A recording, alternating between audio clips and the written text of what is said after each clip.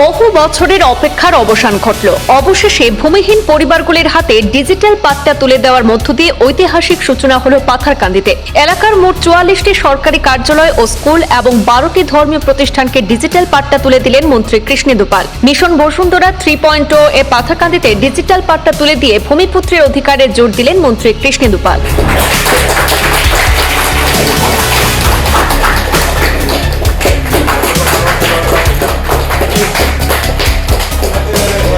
রাজ্যের মুখ্যমন্ত্রী ডক্টর হিমন্ত বিশ্ব শর্মা গুয়াহাটি থেকে আনুষ্ঠানিকভাবে সূচনা করার পর পাথারকান্দির রবীন্দ্র ভবনে আয়োজিত হয় মিশন বসুন্ধরা 3.0 বৃহৎ অনুষ্ঠান।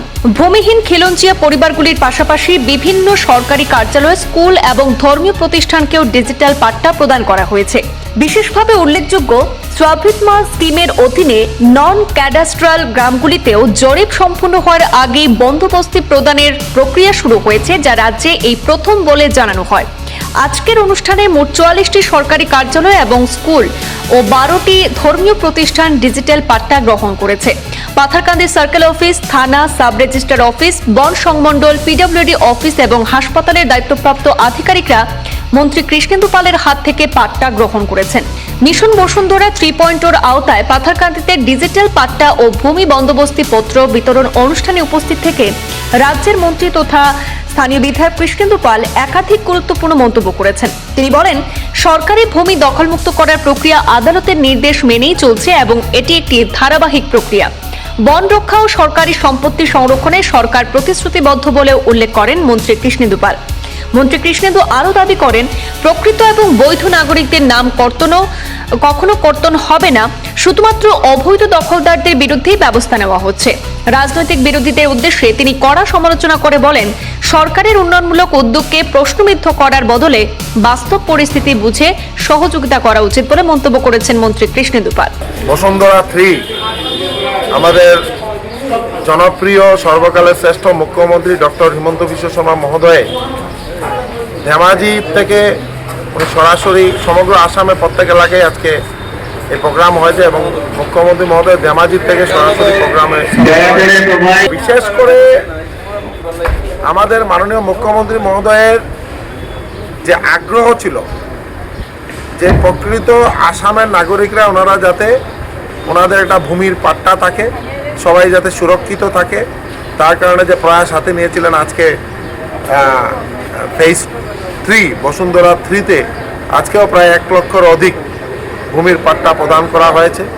এবং আপনারা দেখেছেন পাথারকান্দিতে অবৈধ যারা ব্যক্তিরা বা ভূমাফিয়ারা যেভাবে কেস করেছিল, এই মাটি উনাদের, ওই মাটি উনাদের, আজকে তার একটা সমাধান সূত্র যেটা বেরিয়েছে যে আমরা আজকে নিজের হাতে পাথারকান্দি থানা, Patharkandi circle office, Patharkandi sub registrar, Patharkandi আমাদের হসপিটালের মাটি সব এই যে পাট্টা ওনাদের হাতে তুলে দেওয়ার যে সুযোগ পেয়েছি, তাই আমি মাননীয় মুখ্যমন্ত্রী মহোদয়কে বহুত বহুত ধন্যবাদ এবং কৃতজ্ঞতা জানাই এবং নিজেকে অনেক গৌরবান্বিত মনে হচ্ছে যে এই যে মহৎ কাজে আমিও যুক্ত হতে পেরেছি বা অনেক মন্দির বা স্কুলের যে ওনাদের ভূমির পাট্টা প্রদান করার সুযোগ পেয়েছি। স্যার, মহামান্য আদালতের নির্দেশ অনুসারে স্টেটার থাকা সত্ত্বেও পাথারকান্দিতে আপনার ইশারায়, আপনার ষড়যন্ত্রে, আপনার দলের ষড়যন্ত্রে নাকি পাথারকান্দি উচ্ছেদ অভিযান চালানোর কংগ্রেসের অভিযোগ।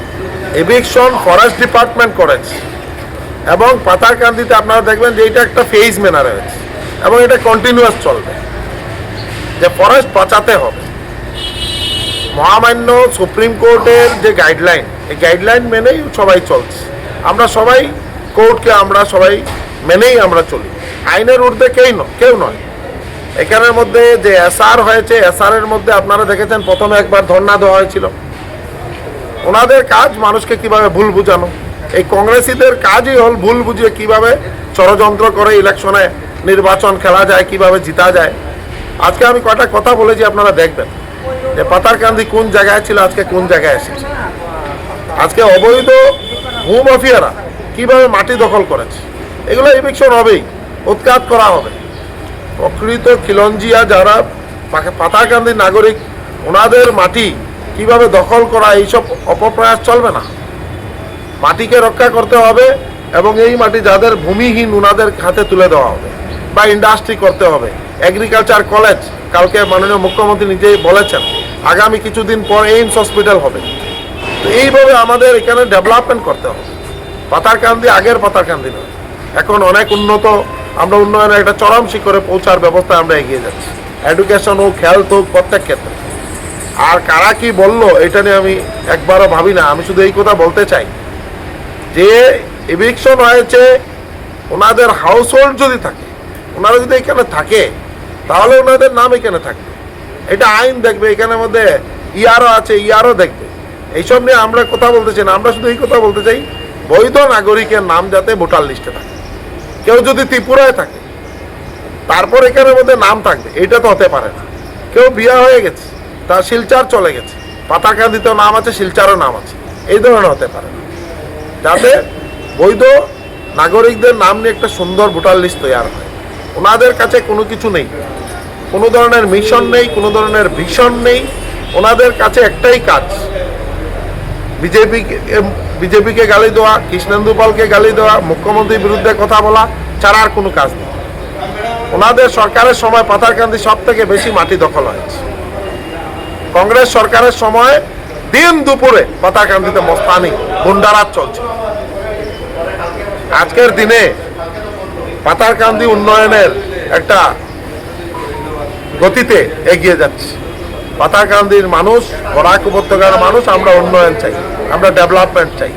আজকে 4 লেনের কাজ চলছে, যেখানে 2 লেনের রাস্তাই ঠিকমতো ছিল না, আজকে ওই জায়গায় 4 লেনের কাজ চলছে। এটাই পরিবর্তন।